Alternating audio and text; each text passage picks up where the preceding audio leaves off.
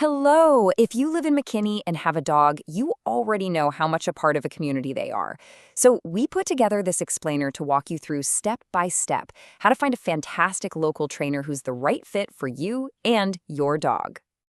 Life in McKinney is just better with a dog. But that also means you're navigating everything from busy park trails to a quiet neighborhood stroll. Really, the whole point of good training is to build up your dog's confidence so you can both enjoy all these amazing places together without any stress. So here's our game plan. First, we'll touch on what makes McKinney a unique place for dog owners. Then, we'll get into the nitty-gritty of finding a good trainer, what questions you need to ask, what to expect with costs, and wrap up with some local rules and resources you'll find helpful. All right, let's jump right into section 1, McKinney Dog Life. We're going to talk about why good training is especially useful right here in our community. I want you to just think about your day-to-day life here. Solid training is about so much more than sit and stay. It's about your dog walking calmly through Adriatica Village without yanking your arm off. It's about them being able to handle the buzz of the farmer's market or staying focused even when there's a soccer game going on at Gabe Nesbitt Park. These are the real-world skills that make your life together so much more enjoyable. Okay, now for the main event, actually finding the right trainer. Let's talk about the methods you'll see and what all those letters after a trainer's name actually mean. You're going to hear this term a lot, and for good reason. Positive reinforcement is really the gold standard in modern dog training. At its heart, it's simple. You reward the behavior you want to see more of. This way, you're building a relationship based on trust, and you're making learning fun for your dog, which is what makes the training stick. So what's with all those acronyms? Well, they're not just for show. Credentials like CPDT-KA or KPA-CTP tell you that a trainer has actually passed some tough exams on training methods that are humane and backed by science. If you're dealing with deeper issues like anxiety, you might look for an IABC-CDBC. These certifications show a real dedication to their profession. So you have a couple of main choices for where the training actually happens. In-home sessions are fantastic for tackling problems that, happen at home. Think jumping on guests at the door or surfing the counters.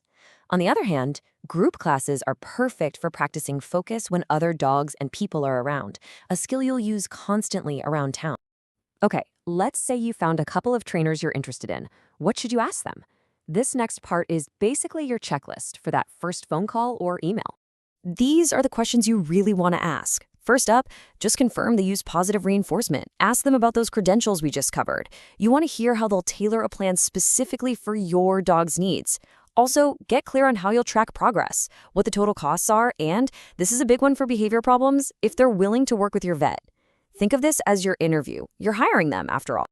Now, let's talk about a practical matter that's on everyone's mind, the budget. What should you plan to invest in professional dog training here in the McKinney area? So, what do these services typically cost around McKinney and Collin County? Let's take a look at some of the average price ranges for 2025. As you can see, a group class that runs for a few weeks is generally going to be in that $140 to $280 range. A single private lesson usually falls somewhere between $100 and $180. And of course, the more intensive programs, like a board and train, are a much bigger investment. Just remember, these are typical ranges for our area. And when you're discussing pricing, it's always a good idea to ask about the little things. For instance, some trainers might charge a travel fee if you live a bit farther out in Collin County. You can also expect rates to be a bit higher for more complex behavioral cases, like serious fear or aggression. All right, in our final section, let's talk about putting all this hard work into practice out in the real world. This means knowing the local rules of the road and the best places to continue your training. There are just a few key rules to keep in mind here in McKinney. Leashes are a must everywhere in public unless you're in a designated dog park. A standard 6-foot leash is usually your best bet. Also, a current rabies vaccine isn't just a good practice, it's required by state law. And it's good to know that excessive barking can actually be considered a nuisance violation. Another great reason to work on that with a trainer. Here's something that might surprise you.